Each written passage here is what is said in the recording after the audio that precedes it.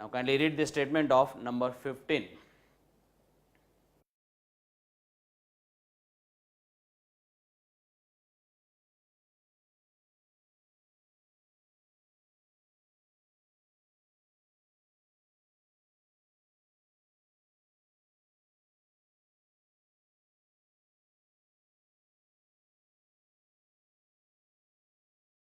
Look here, you must write the formula of mass as m equals to v raised to a, t raised to b, f raised to c. v raised to a, t raised to b, f raised to c. See, in the statement we are given that we are supposed to find out the dimensional formula of mass in terms of fundamental physical quantities like velocity, time and force. But at present we do not know the dependence of this on these three quantities with what power, that we do not know. That is why we are assuming the powers to be A, B and C respectively. Okay? Don't put any proportionality constant here. Don't put any proportionality constant. Here it is to be taken as 1. Okay? Fine. Now, write down dimensional formula of each of these physical quantities on both the sides. For mass, it is m raised to 1, L raised to 0, T raised to 0. M raised to 1, L raised to 0, T raised to 0. For velocity, you know, it is L raised to 1, T raised to minus 1. Same thing I have written here, whole raised to A, don't forget. Come on, for time, it is T raised to 1, whole raised to B. For force, it is m raised to 1, L raised to 1, T raised to minus 2, whole raised to C. Correct? And now simplify. Left hand side as it is, on right hand side, come on. M raised to 1 into C, that is m raised to C, correct? From here it will be L raised to 1 into A, that is A. From here 1 into C will be C. L raised to A into L raised to C, it is L raised to A plus C. L raised to A plus C. Come on, T raised to minus A plus B minus 2C. Minus A plus B minus 2C, correct? Now compare dimensions on both the sides with respect to mass, length and time. Come on. With respect to mass, what is the dimension here? It is C. What is dimension here? 1. So, C equals to 1. C equals to 1. What about dimension with respect to length? Here it is A plus C. Here it is 0. So, A plus C equals to 0. A plus C equals to 0. But C equals to 1. Put it here. C equals to 1. Transfer it. A equals to minus 1. Correct? Come on. With respect to time dimension, here it is minus A plus B minus 2C, and here it is 0. So, this equals to 0, correct. Put the values of A and C which you have already found out. Come on, minus as it is, value of A is minus 1 plus B minus 2 into C, but C is 1, C is 1, okay. Now, simplify, you will get B equal to 1, B equal to 1. So, all the three values of A, B, C you have found out. You are supposed to put them back into this equation. Okay? Come on, put it here. Then m equals to v raised to A, but A is minus 1. V raised to A is minus 1. T raised to B, but B is 1. B is 1. And F raised to C, but C is also 1. So, F raised to C, C is 1. Correct? Just take this v raised to minus 1 from numerator into the denominator. Then it will be f into small t upon v, f into small t upon v, correct. So, this will be the dimensional formula of mass, okay. Actually, it is dimensional formula, so I should write in bracket, I should write it in bracket. Let me write it, come on. You must put it in such a bracket, okay.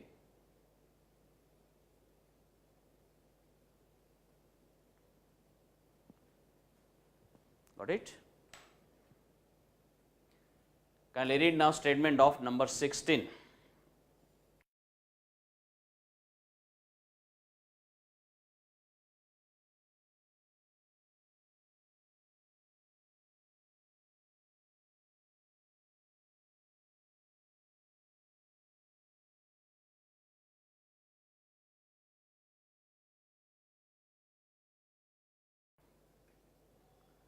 Read it? Look. We are given in the statement that amount of heat generated, say capital H, it depends on three physical quantities. It depends on amount of electric current, it depends on amount of electric resistance, and it depends on time interval. Okay? But at present we do not know the dependence of this on these three quantities with what power, that we do not know, correct. So, we assume the powers respectively as A, B and C, values of which we have to find out using dimensional analysis, correct. Come on, write capital H as it is, remove sign of proportionality and put proportionality constant capital K, and this part as it is, I raised to A, R raised to B, T raised to C. Give it equation number 1. And now, this is amount of heat energy, after all it is some sort of energy. So, we must write down now its dimensional formula as dimensional formula of energy or work.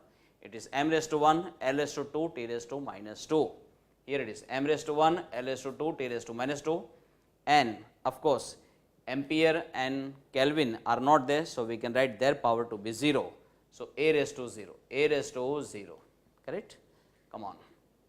This proportionality constant is assumed to be dimensionless, and so we do not write any dimensions for capital K. Write down for remaining. Come on, for current it is capital A raised to 1 whole raised to small a. For resistance, just now we had obtained, for electrical resistance it was m raised to 1, L raised to 2, T raised to minus 3, A raised to minus 2. Same dimensional formula I am using here, correct. M raised to 1, L raised to 2, T raised to minus 3, A raised to minus 2, all raised to B, correct. What about time? Capital T raised to 1, whole raised to C. This left hand side as it is, on right hand side it is M raised to 1 into B, that is B. Come on, L raised to 2B, that's all, L raised to 2B. T raised to, come on, minus 3B plus C, minus 3B plus C. What about capital A? A raised to 1 into A, that is A, here minus 2 into B, that is minus 2B. So, I am writing capital A raised to A minus 2B. Capital raised to, here it is A and here it is minus 2B. So, A minus 2B, correct. Now, just compare the dimensions with respect to, first of all say mass, then here it is B, here it is 1. So, B equals to 1. I am writing B equal to 1. What about with respect to time? Come on, minus 3B plus C, and here it is minus 2. So, minus 3B plus C equals to minus 2. Come on, B equal to 1, that we know, just put it here, B equal to 1, correct. Find out, you will get value of C as 1, okay. Come on, here it is minus 3, going on this side will become plus 3, 3 minus 2, that is 1, simple. What about with respect to ampere? Here it is A minus 2B and here it is 0. So, A minus 2B equal to 0, correct. Come on, B value we have found out, it is 1, put it here, B equal to 1. So, A will be 2, A will be 2. So, values of A, B and C we have found out, we can just put them back in this equation number 1, okay. Come on, start from here, capital H equals to capital K into I raised to A, but value of A has come out to be 2. So, value of A is 2, R raised to B, B is 1, B is 1, T raised to C, C is also 1, C is 1, correct. So, now it is K into I square RT, K into I square RT. Value of this proportionality constant capital K is determined experimentally. Here in this case it comes out to be equal to 1. So, practically K equal to 1, K equal to 1, put it here. When you place K equal to 1 here, final formula would be H equals to I square RT, H equals to I square RT, okay. Same formula you will derive using some another approach in third semester, okay. Same formula. Let me give you identification of each symbol once again. This is amount of heat energy generated in this much electrical resistance in time t when you pass steady current I through it, okay. Fine. My dears, with this we have finished the illustrations from chapter number 2 in the textbook. Now we go for MCQs in the exercise, okay. MCQs. Kindly read the statement of first MCQ.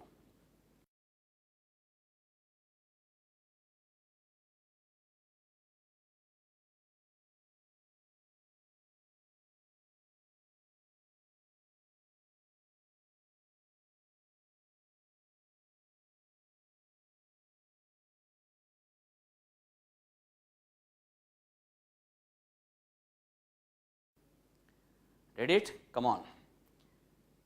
What we are asked, out of the following physical quantities, which one is the derived physical quantity? Which one is the derived physical quantity?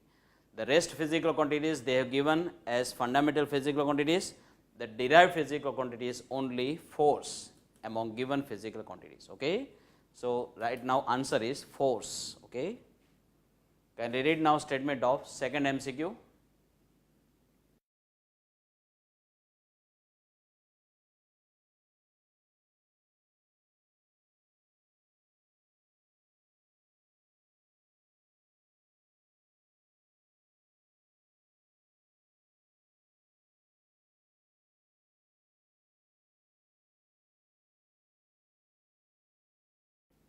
Read it? Look. Out of the given physical quantities, which one is not fundamental physical quantities in the SI unit system? Remember, it is solid angle right now.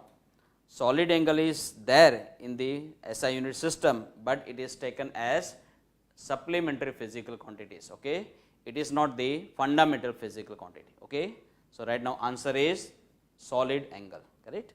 Rest of the quantities which they have given, they are fundamental physical quantities in SI unit system. Got it? Can we read now statement of MCQ number 3?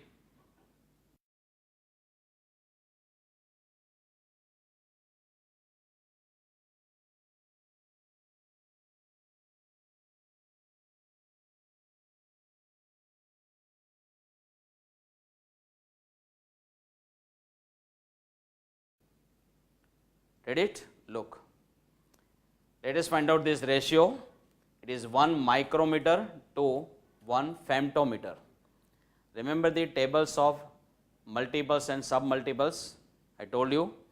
Table of submultiples, that is some negative power to the base 10, respectively deci, centi, milli, micro, nano, pico, femto, atto, zepto, yocto, and it is 10 raised to minus 1, 10 raised to minus 2, 10 raised to minus 3, 10 raised to minus 6, 10 raised to minus 9, 10 raised to minus 12, 10 raised to minus 15, 10 raised to minus 18, 10 raised to minus 21, 10 raised to minus 24, respectively. Okay. In that, micro means 10 raised to minus 6. Okay. Here it is 10 raised to minus 6 meter. Correct. 1 femtometer. Femto means 10 raised to minus 15. So I am writing here 10 raised to minus 15 meter. Correct. Now let it go up. So it is 10 raised to plus 15 into 10 raised to minus 6. 15 minus 6, that is 10 raised to 9. Correct. And meter will cancel. Meter will cancel. Okay. So final answer is 10 raised to 9. Got it? Come on, now kindly read this statement of number 4.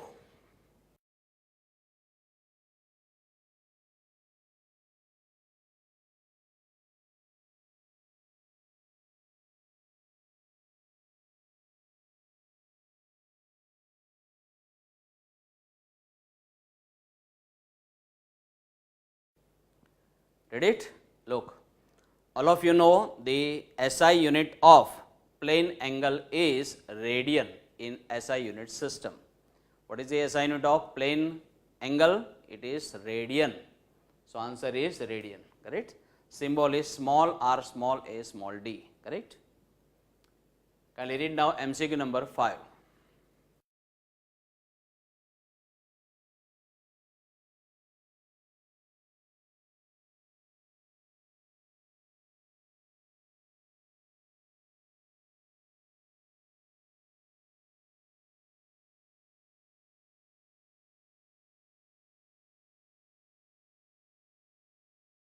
Now here we are asked to find out the percentage error. Okay. How to find out? Very easy. Come on. Take this as x, take this as delta x. Then percentage error is delta x upon x into 100 percentage. Okay. So this delta x is how much? 0.5 upon x is 125.0 multiplied by 100 percentage. Okay. If you simplify, answer is 0.4 percentage. 0.4 percentage. Okay. Now kindly read this statement of MCQ number 6.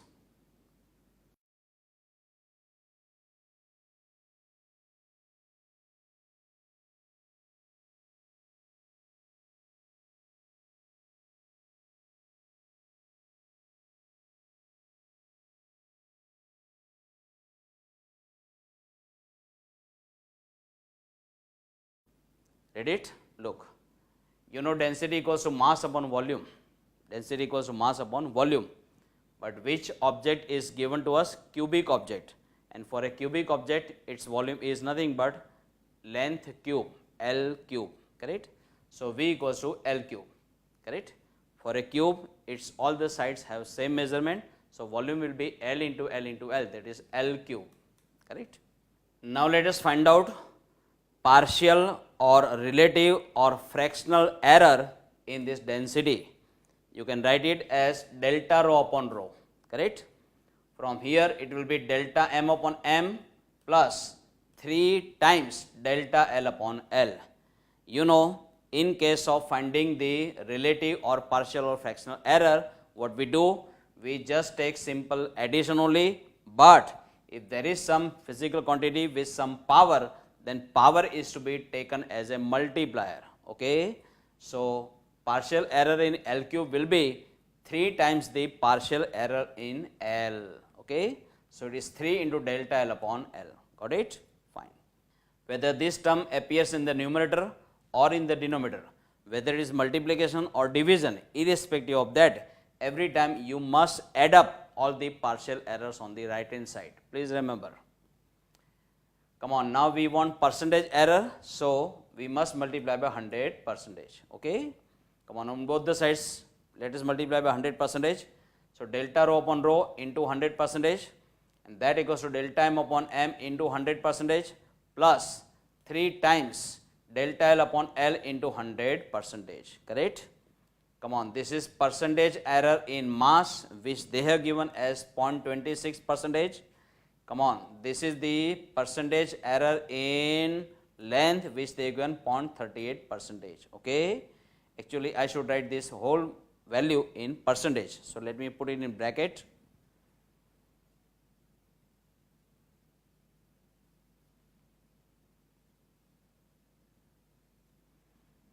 This value is 0.26%.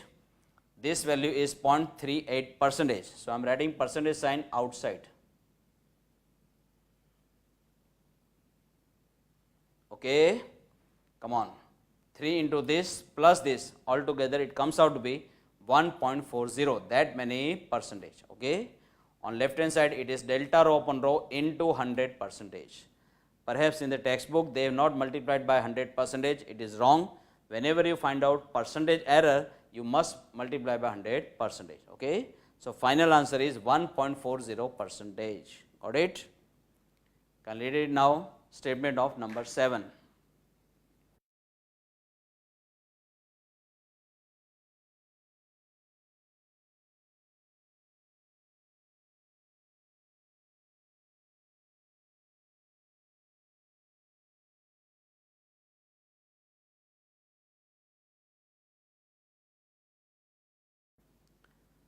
Read it? They have given z equals to a cube, z equals to a cube. Then what will be partial or relative or fractional error in z? Naturally, it will be 3 times partial error in a. So power will become multiplier, 3 into delta a upon a, okay. This is the partial or relative or fractional error in z, okay. If they ask about percentage error, then on both the sides you must multiply by 100%, okay. Can we read now statement of number 8?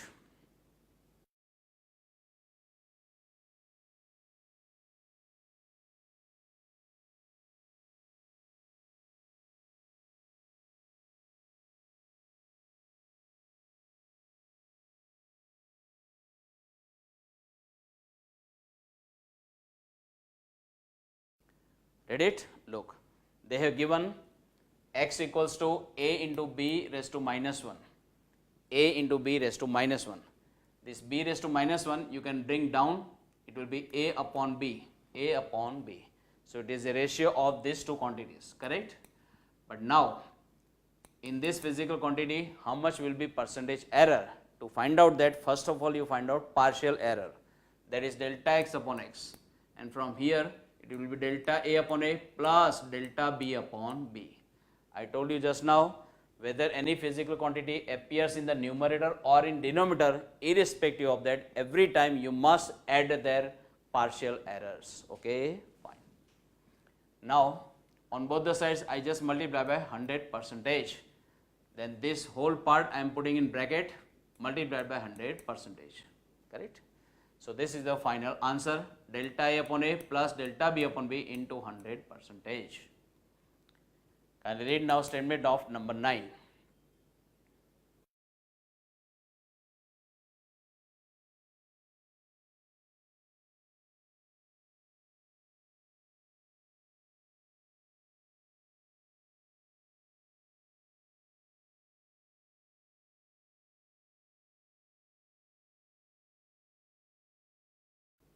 Read it? Look. Dimensional formula of this physical quantity is, say, capital Z, they have given as m raised to A, L raised to B, T raised to minus C. If it is so, then what is the percentage error in Z? That is what we have to find out. They have given percentage errors in mass, length and time respectively as alpha percentage, beta percentage and gamma percentage. Let us find out. Come on, this you can bring down, it will be T raised to plus C, correct? And now partial error in this Z will be delta Z upon Z. But if we are interested in finding out percentage error, you must multiply by 100%, correct? Do the same on right hand side also. But on right hand side here there is some power to the base m. So it will be A times percentage error in mass, delta m upon m into 100%. Plus here it will be B times percentage error in length. So delta L upon L into 100% plus C times it will be percentage error in time, delta T upon T multiplied by 100%. Correct? Fine.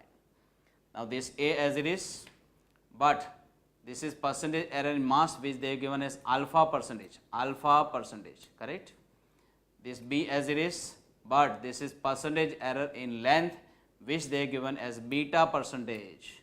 This C as it is, this is percentage error in time which they are given as gamma percentage. So if percentage sign, if you take common, then it will be A alpha plus B beta plus C gamma, that many percentage will be percentage error in Z. Got it? Can we read now statement of number 10?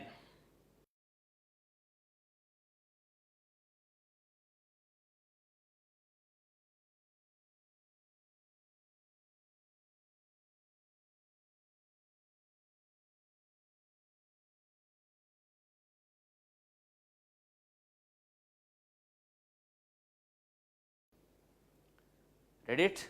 Look. They have given formula for gravitational acceleration to be found out using simple pendulum, and that formula is 4 pi square into L upon T square, where L is length of simple pendulum, capital is periodic time of simple pendulum. Got it? Now let us first of all find out the partial error in gravitational acceleration, that is delta G upon G. See, this 4 pi square is the numerical number. For any numerical number, you don't have to consider any error. You are supposed to consider errors only in physical quantities. Here physical quantities are length and time. Okay? Come on. Here you should write down delta L upon N plus, what about T raised to 2? I told you power will become multiplier. So 2 times partial error in capital T, that is delta capital T upon capital T. Got it? But now, if you want to find out value of G very accurately, then in order to increase the accuracy, the error should be minimized. And for that, number of observations should be maximized. So now in the given table, you should go for finding that answer in which the number of observations is maximum and the errors are minimum. Okay? Then you will find fourth option, that is option D, in which they have given delta L, that is absolute error in length. They have given 1 millimeter, which is minimum among given values. So I am writing minimum. Come on, delta capital T, that is absolute error in periodic time, which they have given 0.1 second, which is minimum among given values. And in the last option, capital D, that is in the fourth option, they have given number of observations as 50 which is maximum, okay, among given values. Okay. So, as I told, if number of observations is maximum and if absolute errors are minimum, then the measurement of capital G can be done with maximum accuracy. Okay. So, your measurement will have maximum accuracy provided absolute errors involved in the experiment are minimized and number of observations taken is maximized. Okay. So, your final answer will be fourth option, that is last option, capital D. Okay. Can we read now statement of number 11?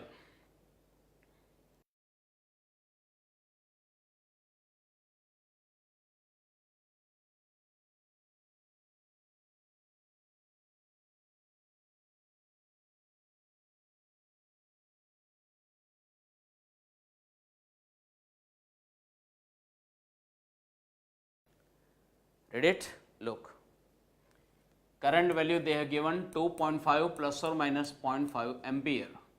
Voltage is 20 plus or minus 1 volt. Come on, we are asked to find out the value of resistance measured. How would you express the measured value of resistance using measured values of voltage and current? I am showing you. First of all, use Ohm's law, V equals to IR, correct?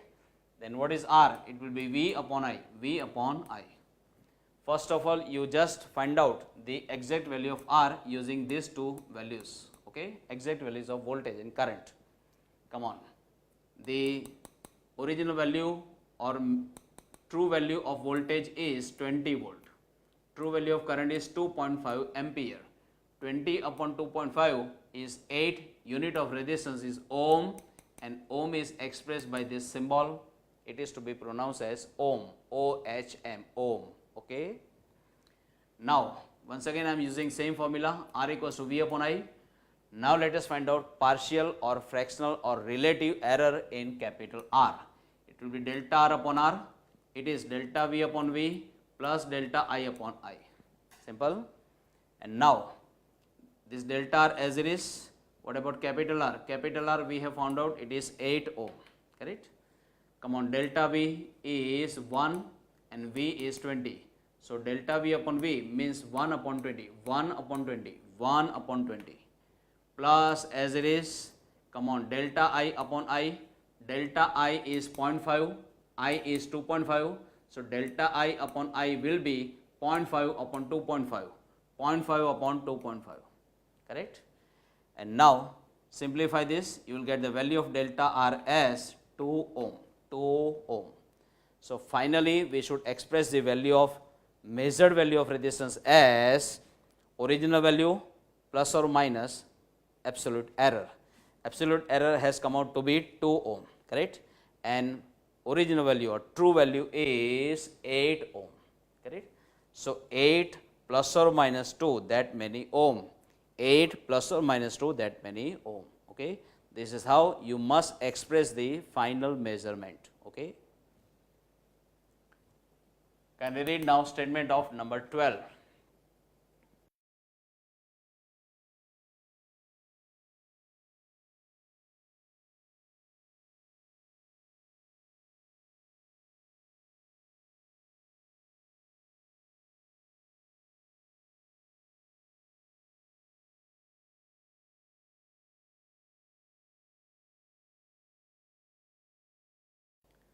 Read it? Look. For this significant number 5.055, we are asked to find out number of significant digits. Come on. As I told you, you must convert it into that number which is not having any decimal point. In short, you must express it without decimal point. That will be 5055 into 10 raised to minus 3, correct? Now, in this multiplier of some power to the base 10, you can see the number of significant digits is 1, 2, 3, 4. 1, 2, 3, 4. So, number of significant digits in this significant figure is 4.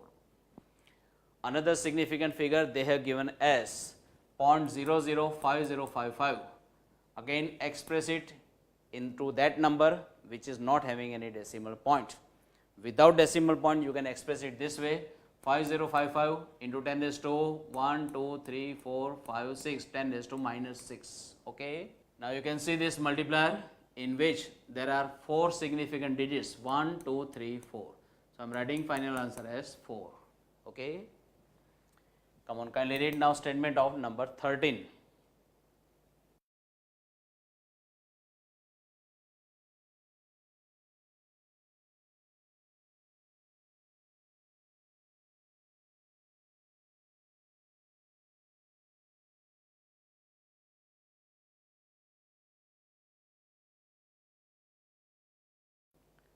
Read it? Come on. The significant figure given to us is 0.0060. 0.0060. Now without decimal point, you can express it this way: 60 into 10 raised to minus 4. 60 into 10 raised to minus 4. Now here in this multiplier, number of significant digits is 1 and 2. So I am writing answer as 2. Got it? Read now number 14.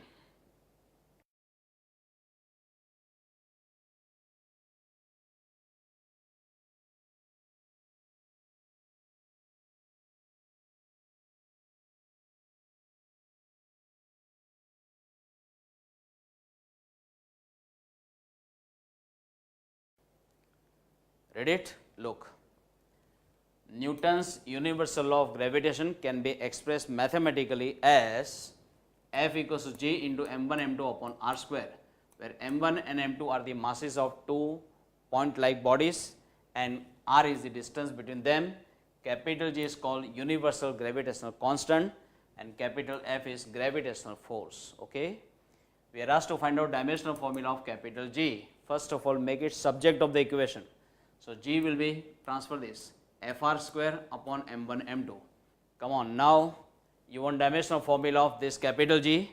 For that you must write down dimensional formula of each of these physical quantities on right hand side. For force, come on, everybody must have remembered. Come on, it is m raised to 1, l raised to 1, t raised to minus 2. Here it is m raised to 1, l raised to 1, t raised to minus 2. Correct? For length square, it is l raised to 2. For mass, it is m raised to 1. Again for mass, it is m raised to 1. Simplify now. M raised to 1, m raised to 1 getting cancelled. This m raised to 1 going up will become m raised to minus 1. L raised to 1 plus 2, that is 3. T raised to minus 2 as it is. So now this is the dimensional formula of universal gravitational constant. Correct?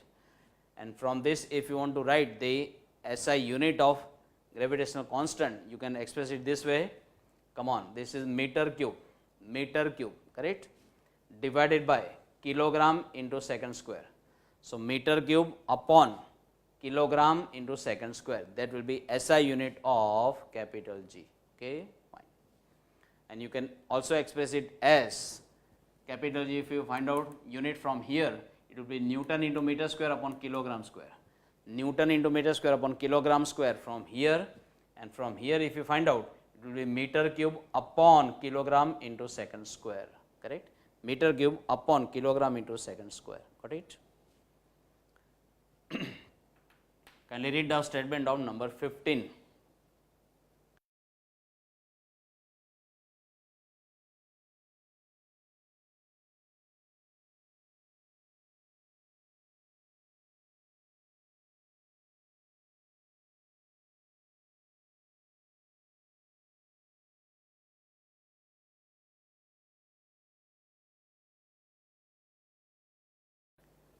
Read it? Come on.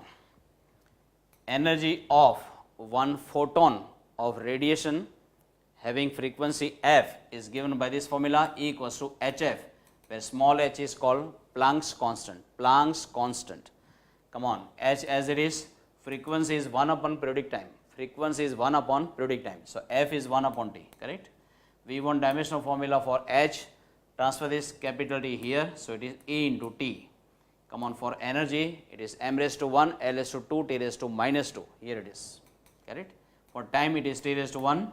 Come on, m raised to 1, l raised to 2, t raised to minus 2 plus 1, that is minus 1. Okay? So this is the dimensional formula of Planck's constant, and same is the dimensional formula for angular momentum also. Correct? And from here, if you want the unit of h, you may express it this way. Come on, kilogram into meter square upon second, kilogram into meter square upon second. Okay. Its equivalent unit is joule into second, joule into second. Okay.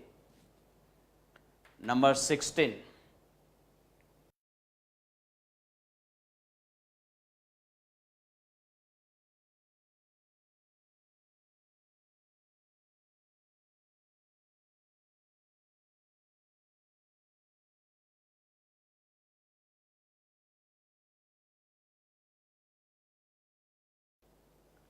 Read it. They asked about dimensional formula of light year. Now you know light year is nothing but distance travelled by ray of light in vacuum in a time interval equal to 1 year, correct.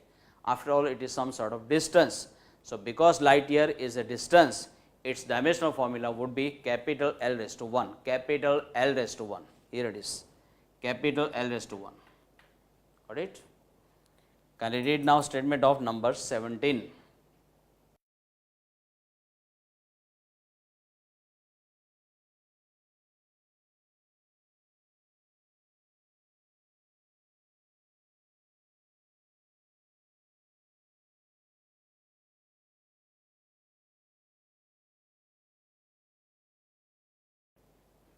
Come on. Which is that quantity which is dimensionless among given quantities? I am showing you. It is solid angle, because solid angle is found out by this ratio.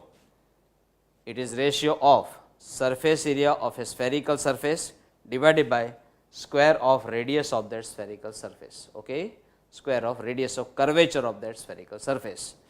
Come on, now if you want dimensional formula of this omega, you can just put it in such a bracket, and then you must write down dimensional formula for this two. For area it is L raised to 2, correct. For radius square it is square of length, so L raised to 2, L raised to 2 upon L raised to 2, that is L raised to 0. And if mass and time are not involved, you can write their power also as 0. So m raised to 0, L raised to 0, T raised to 0, correct. When all the powers are 0, all the dimensions are 0, it is said to be dimensionless, okay.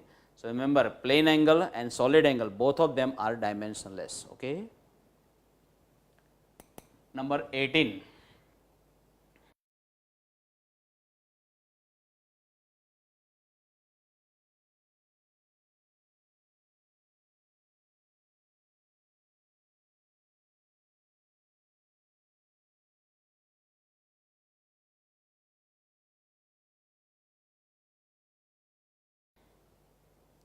Read it? Look, one equation is given to us, P equals to P0 into exponent of minus alpha t square.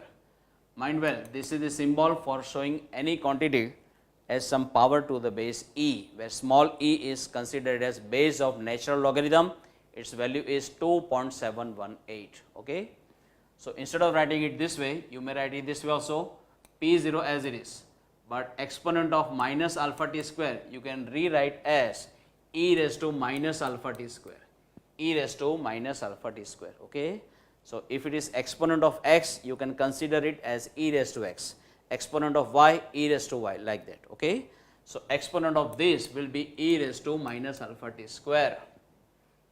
Now remember, if any power is there to the base e, it is always unitless.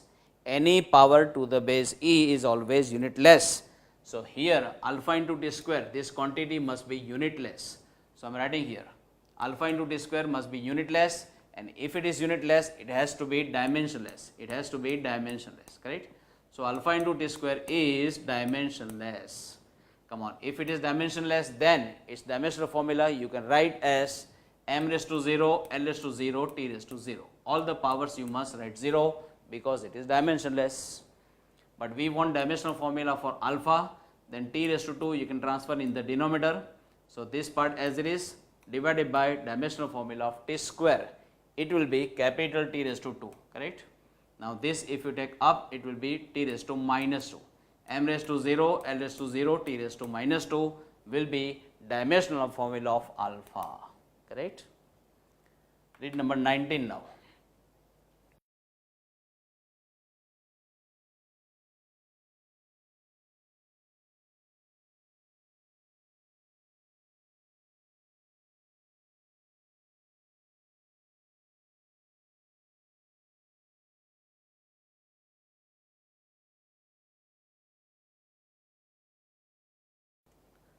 Read it? Look. If energy, momentum and force are taken as fundamental physical quantities in some arbitrary system of units, then in that system of units, what will be dimensional formula of mass? That is what we are asked to find out. In this case, what you should do? You should express mass as E raised to A, P raised to B, F raised to C. Proportionality constant is to be taken as 1. Okay? We don't know the dependence of mass on these three fundamental physical quantities. That is why we are assuming the powers to be respectively A, B and C, whose values are to be found out using dimensional analysis. Okay? Come on, write down now dimensional formula on both the sides. For mass, it is m raised to 1, l raised to 0, t raised to 0. Correct? For energy, you must have remembered m raised to 1, l raised to 2, t raised to minus 2, all raised to a. Come on, for momentum, it is m raised to 1, l raised to 1, t raised to minus 1. Here it is. All raised to b. For force, I told you earlier, m raised to 1, l raised to 1, t raised to minus 2. Here it is. All raised to c. Correct? Now simplify. This left hand side as it is, m raised to 1 into a, that is a, 1 into b, that is b, and 1 into c, that is c. So m raised to a plus b plus c. Come on. L raised to 2 into a, here it is. 1 into b, here it is. 1 into c, that is c. So L raised to 2a plus b plus c. Similarly, here t raised to minus 2a minus b minus 2c. T raised to minus 2a minus b minus 2c. Right? Now, first of all, you compare the powers on both the sides with respect to m. Then here it is a plus b plus c, here it is 1. So a plus b plus c equals to 1. Correct? Then what is b plus c from here? 1 minus a, 1 minus a. Correct? Compare now power to the base L from both the sides. It is 2a plus b plus c, and here it is 0. 2a plus b plus c equals to 0. Now this 2a as it is. What is b plus c? It is 1 minus a. b plus c is 1 minus a, that equals to 0. And now 2a minus a, that is a, and 1 you can transfer here, will be minus 1. So a equal to minus 1, a equals to minus 1. And that a equals to minus 1 you can put it here. Then 1 minus minus 1, that is 1 plus 1, which is 2. So b plus c will be 2. Now compare power on both the sides with respect to t. Here it is minus 2a minus b minus 2c, here it is 0. Correct? Now you can find out b from here. Correct? Transfer this. It will be plus b on right hand side, and it is minus 2a minus 2c minus 2 into bracket a plus c. But a plus c, you can just put it here. From here, a plus c will be 1 minus b. A plus c is 1 minus b. Correct? So this is minus 2 minus minus plus 2b. Now you can find out b from here. Come on. 2b minus b, that is b, and minus 2 if you transfer here will become plus 2. So b equals to 2. B equals to 2. And that b equals to 2 you can put it here. Correct? If you place b equal to 2 here, then c will be 0. C will be 0. Correct? So we have found out values of a, b, c respectively. A equal to minus 1, b equal to 2, and c equals to 0. Correct? Put them in this formula. Come on. Dimensional formula of mass would be e raised to a, but a has come out to be minus 1, p raised to b, b has come out to be 2, and f raised to c, c has come out to be 0. Correct? So in the new unit system, this would be dimensional formula of mass. It would be e raised to minus 1, p raised to 2, f raised to 0. Correct? Kindly read now statement of MCQ number 20.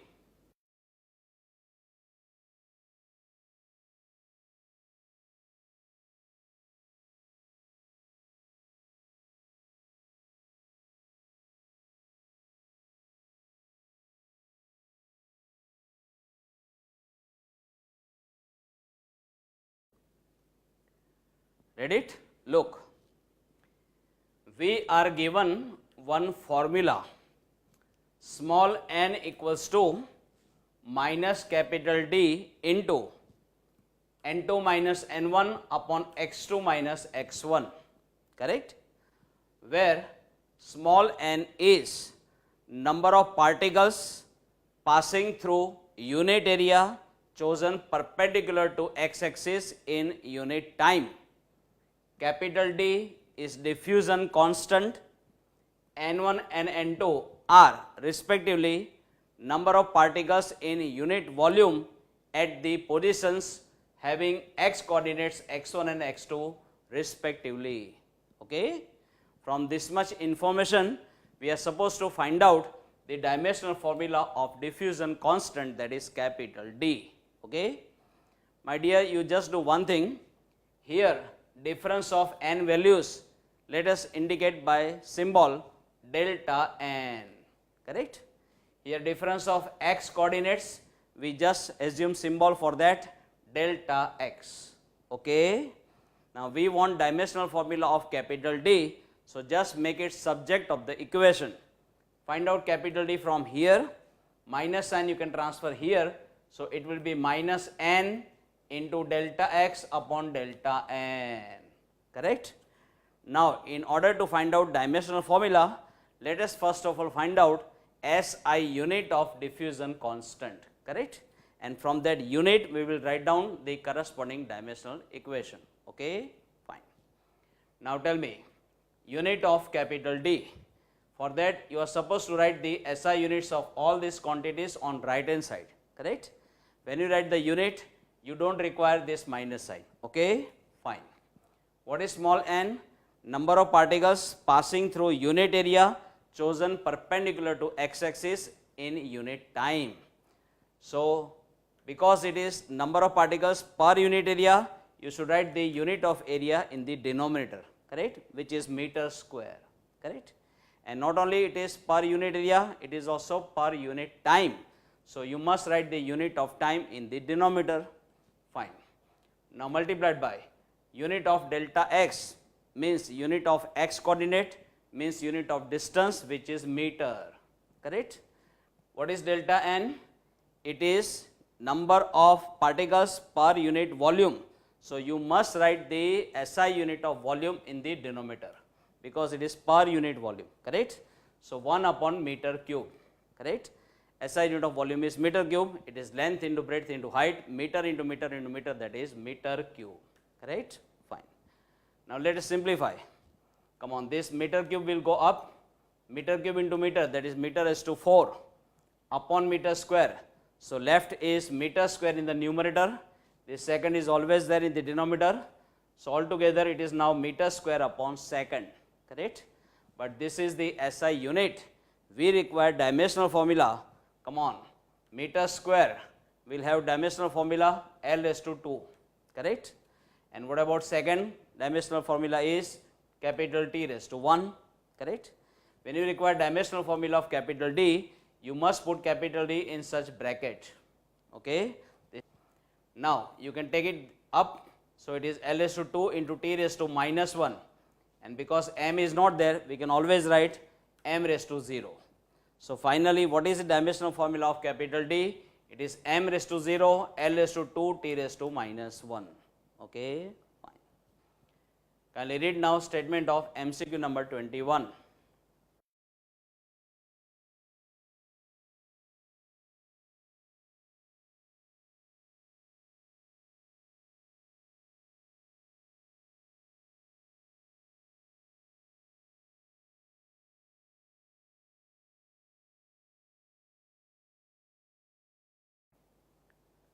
Read it? Look.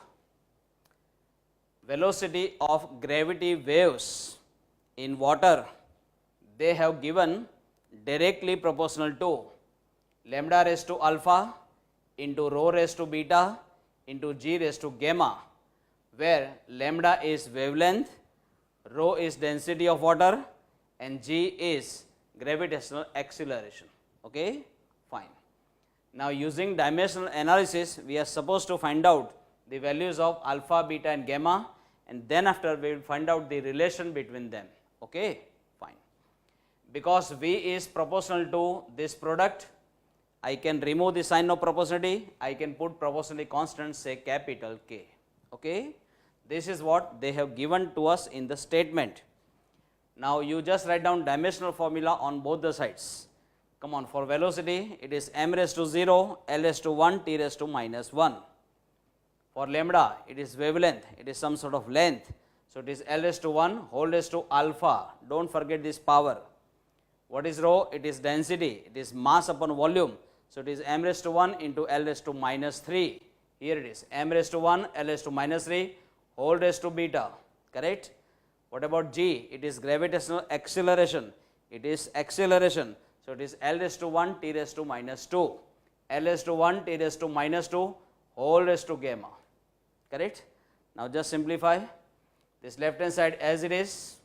Come on, m raised to 1 into beta, that is beta, l raised to 1 into alpha, that is alpha, minus 3 into beta, that is minus 3 beta, plus 1 into gamma, that is gamma. Correct? So l raised to alpha minus 3 beta plus gamma, t raised to minus 2 into gamma, minus 2 gamma. Correct? Now just compare on both the sides power with respect to mass, length and time. When you compare powers of m, here it is beta, here it is 0. So beta equals to 0, beta equals to 0. Come on. When you compare powers of capital T, here it is minus 2 gamma and here it is minus 1. So minus 2 gamma equals to minus 1, minus minus plus, gamma will be 1 by 2, 1 by 2. Compare the powers of length L. Come on, it is alpha minus 3 beta plus gamma and here it is 1. So alpha minus 3 beta plus gamma should be equal to 1. Alpha as it is minus 3 into beta. What is beta? Right now it is 0. Come on, gamma is 1 by 2. Gamma is 1 by 2 and that equals to 1. This part is 0. 1 minus 1 by 2 will be 1 by 2. So alpha equals to 1 by 2. Alpha equals to 1 by 2. So we are getting equal values of alpha and gamma. So alpha and gamma, they are equal. Both of them are equal to 1 by 2 each and beta is equal to 0. So what is the final relationship between alpha, beta and gamma? Alpha equals to gamma, but both of them are not equal to beta. So alpha equals to gamma and both of them are not equal to beta. Okay. So this is the correct option. Got it? Fine. Kindly read now statement of MCQ number 22.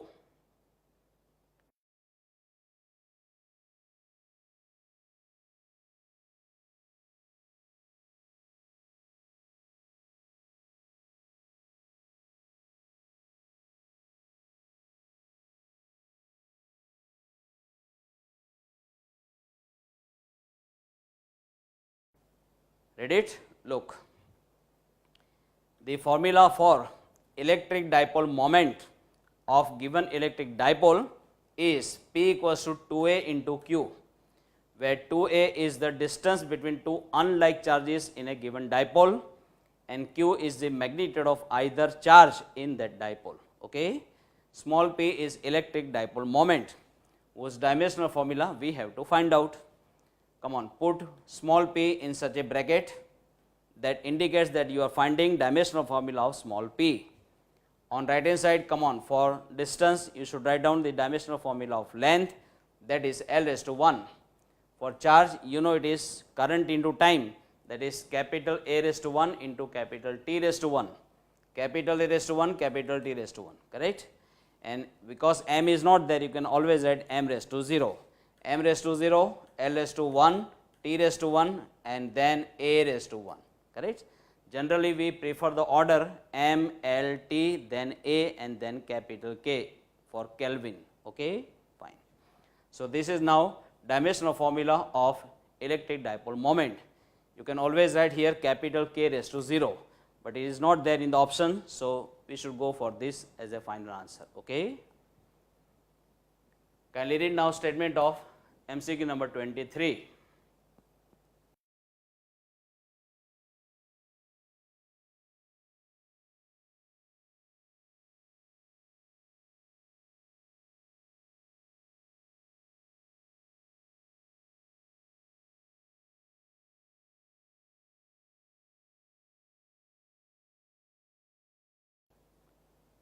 Read it? Look.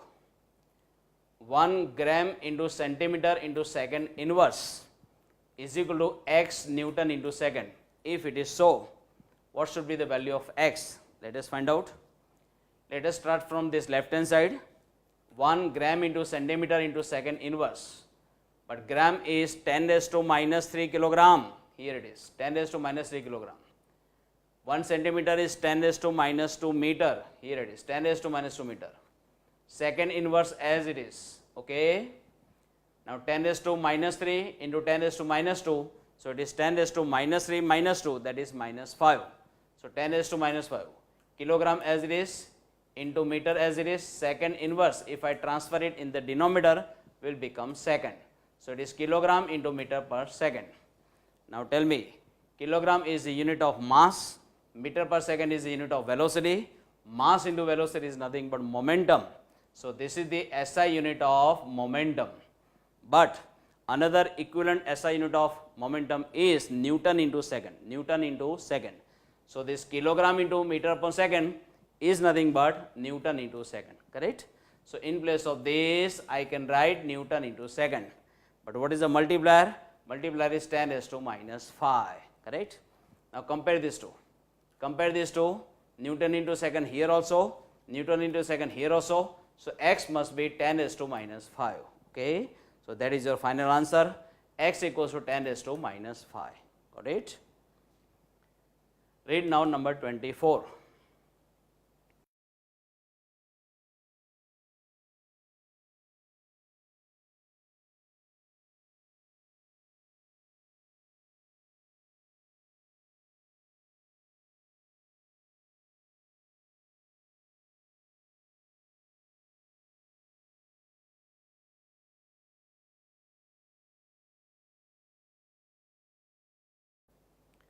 Read it? Look. They have given equation of one wave and it is y equals to 2a sine of kx into cos of omega t. Let me give you identification of each symbol. This is displacement, this is amplitude, both of them are some sort of distances. Then k is called wave vector, then small x is the x coordinate. What about omega? It is angular frequency, it is 2 pi times frequency, this small t is given time. Okay. Now here we are asked to find out the dimensional formula of A upon K, A upon K. Let us find out. Come on, as I said, this both of them are some sort of distances. So dimensional formula of A will be same as dimensional formula of Y and it is of distance, so L raised to 1. Correct? Here this bracketed part Kx is dimensionless because it is some sort of plane angle. Correct? Plane angle and solid angle, both of them are always dimensionless. So we know that this part is dimensionless. Okay? So dimensional formula of k into x will be, because it is dimensionless, it will be m raised to 0, l raised to 0, t raised to 0. All these powers will be 0. Correct? Now if you want dimensional formula of only k, you should transfer this x in the denominator. But x is some sort of length. For length it is l raised to 1. Going up will become l raised to minus 1. Correct? Now we want finally dimensional formula of A upon K. For A we have already found out it is L raised to 1. Here it is L raised to 1. For K we have recently found out it is L raised to minus 1. Correct? Let it go up, it will become L raised to plus 1. L raised to 1 plus 1, that is L raised to 2. And because m and t are not there, you can always write this way, m raised to 0, t raised to 0, L raised to 2 as it is. Got it? So this will be dimensional formula of A upon small k, where A is amplitude and small k is wave vector. Okay. Read now number 25.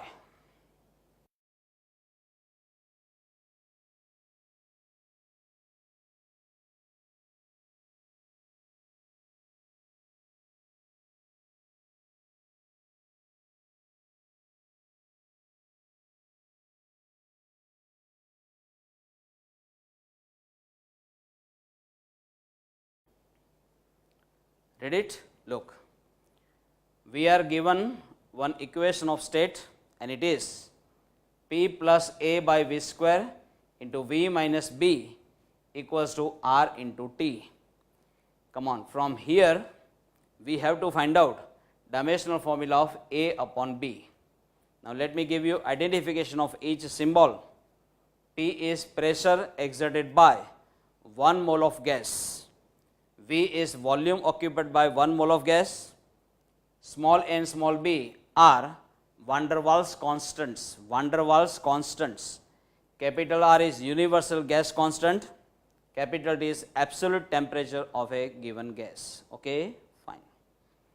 Now, because this term is added with pressure, then you know only identical physical quantities can be added or can be subtracted. So, if this is pressure, this also must be pressure, and if this is pressure, the dimensional formula of this part must be dimensional formula of pressure. That is what I have written here. Dimensional formula of A upon V square should be dimensional formula of pressure, and for pressure you must have remembered m raised to 1, L raised to minus 1, T raised to minus 2. M raised to 1, L raised to minus 1, T raised to minus 2. Correct? Come on. So, if you want dimensional formula of only A, then transfer this V square here. Transfer this V square over here, then dimensional formula of A will be this dimensional formula multiplied by dimensional formula of V square, that is square of volume. Square of volume. For volume it is L raised to 3. L raised to 3, it's a square. Correct?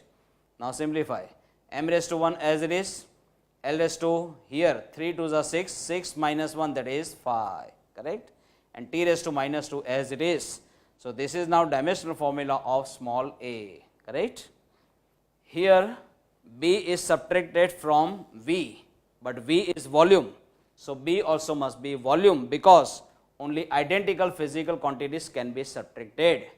So if B is volume, its dimensional formula will be same as dimensional formula of volume. Correct?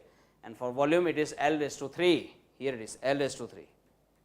Correct? Fine. Now we want dimensional formula of A upon B. So let us find out dimensional formula of A upon B. Correct? For A, come on, it is m raised to 1, L raised to 5, T raised to minus 2. For B, just now we have found out it is L raised to 3. Simplify now, m raised to 1, L raised to 5 minus 3, that is L raised to 2, and T raised to minus 2. Correct? So this is now dimensional formula of A upon B. What are A and B? They are called van der Waals constants. Okay, fine. My dears, here we have finished the MCQs of exercise of chapter number 2. Now we go for some of the short questions listed in the exercise in the same chapter, okay, in the textbook. Why only some of the short questions? Because rest of them are already covered in the theoretical discussion of this chapter. Okay. So let us go for those questions which are so far not discussed. Okay. Come on, kindly read this statement of SQ number 5. SQ number 5.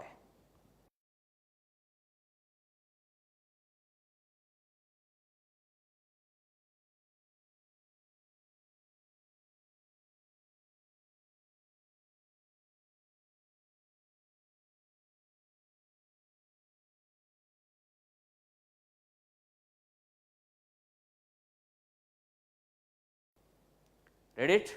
Look, 1 gram per centimeter cube equals to how many kilogram per meter cube? Let us find out, very easy. Come on, 1 gram is 10 raised to minus 3 kilogram, correct? 1 centimeter is 10 raised to minus 2 meter, but don't forget this power, okay? Now 10 raised to minus 3 kilogram as it is, but here in the denominator minus 2 into 3, that is minus 6 meter cube, meter cube. And now this 10 raised to minus 6 will go up, will become 10 raised to plus 6 minus 3. So it is 10 raised to plus 3 kilogram upon meter cube, kilogram upon meter cube, correct? So remember, this gram upon centimeter cube is the CGS unit of density, kilogram upon meter cube is the MKS unit of density. So whenever you require to convert the value of density from CGS to MKS, you must multiply by 1000, must multiply by 1000. For example, density of water, that is what everybody has remembered, it is 1, but 1 gram per centimeter cube, correct? Whenever you are supposed to use the same value in MKS, you must multiply 1 by 1000, then it will be 1000 kilogram upon meter cube. So remember, density of water in CGS it is 1 gram per centimeter cube, but same density if you convert into MKS, it will be 1000, that is 10 raised to 3 kilogram upon meter cube. Please remember. Now read number 7.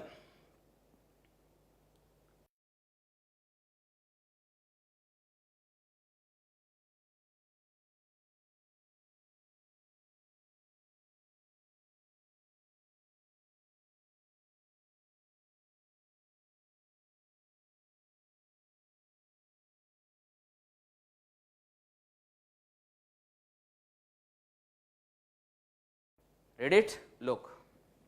Measurement of mass is expressed this way: 225 plus or minus 0.05 this many gram. Correct? Now we are asked to find out percentage error in mass. Then you know it is delta m upon m into 100%. Okay? This indicates percentage error in mass. Let us find out. Here in this measurement, this indicates average value and this indicates the absolute error. Okay? That is delta m. So delta m is, come on, 0.05 and this is the average value, which is 225 multiplied by 100%, multiplied by 100%. Correct? Now this comes out to be 0.0222, this many percentage. So at present, percentage error in mass is this many percentage. Okay? Read now number 10.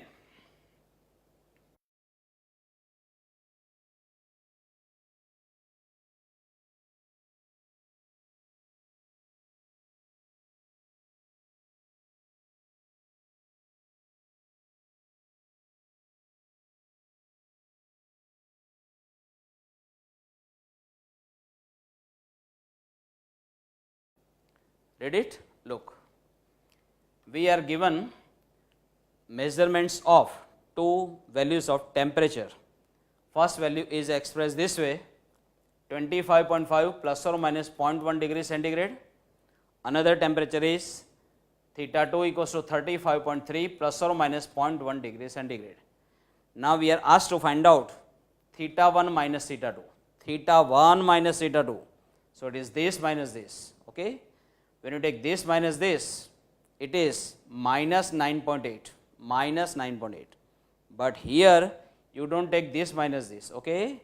Because these are absolute errors and those absolute errors are always added. So always you are supposed to make addition of these two and it will be 0.2 degree centigrade. Correct? But why it is to be written as 0.2? Why maximum only? Because look here. Here this notation indicates that if some student is taking a reading of some temperature, then instead of noting the temperature correctly as 25.5, he may note down the temperature value, say 25.4, that is 0.1 degree centigrade less than this. Okay? So what he records? 0.1 degree centigrade less. So what he will record? He will record 25.4. Correct?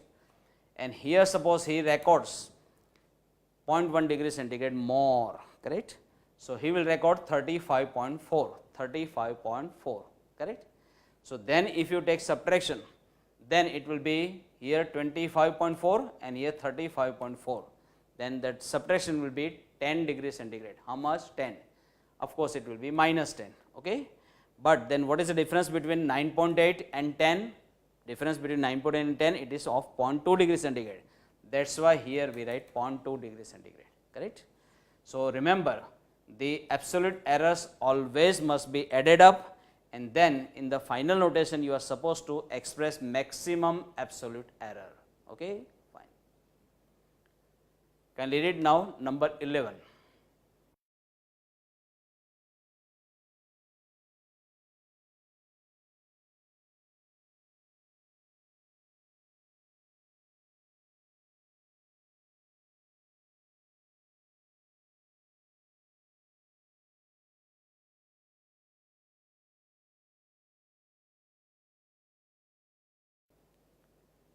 Read it? Look. We are supposed to find out one subtraction to the correct number of significant digits. Let us find out. 3.9 into 10 raised to 5 minus 2.5 into 10 raised to 4. Correct? Now this you can always write as 39 into 10 raised to minus 1 39 into 10 raised to minus 1, 10 raised to minus 1 and 10 raised to 5. So, it will be 10 raised to 4. So, this is nothing but 39 into 10 raised to 4, this is 2.5 into 10 raised to 4. So, 10 raised to 4 you can take common, then here it will be 39 minus 2.5. 39 minus 2.5, it is 36.5 into 10 raised to 4, but this 36.5 you can write as 3.65 into 10 raised to 1 multiply by 10 raised to 4. So, it will be 10 raised to 5, correct. Now, let us round off this final subtraction, correct. Why we need to make it rounded off? Because here in these two values we find only one decimal place, that is only one digit after decimal point, correct.